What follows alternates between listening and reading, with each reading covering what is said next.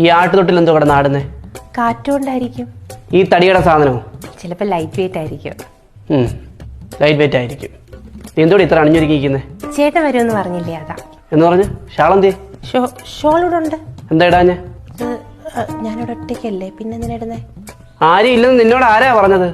അപ്പുറത്തെ വീട് പണി കിടക്കുന്ന കണ്ടില്ലയോ? ഓ, അതോ അവന്മാര് ഇടയ്ക്ക് വെള്ളം കുടിക്കാൻ വല്ലതും ഇങ്ങോട്ട് വരുന്നുണ്ടോ? കഥ എന്തിനാടി തുറന്നിട്ടെ? അത് ചേട്ടൻ വരുന്ന സമയമായല്ലോ, ചേട്ടനെ വിളിച്ചു പറഞ്ഞില്ലേ ഇപ്പൊ വരുമെന്ന്, അതാ ഞാൻ തുറന്നിട്ടെ.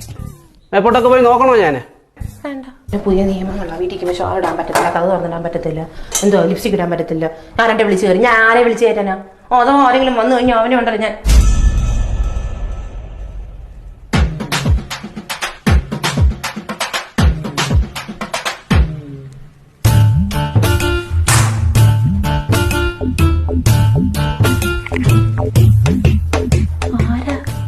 കള്ളനാ?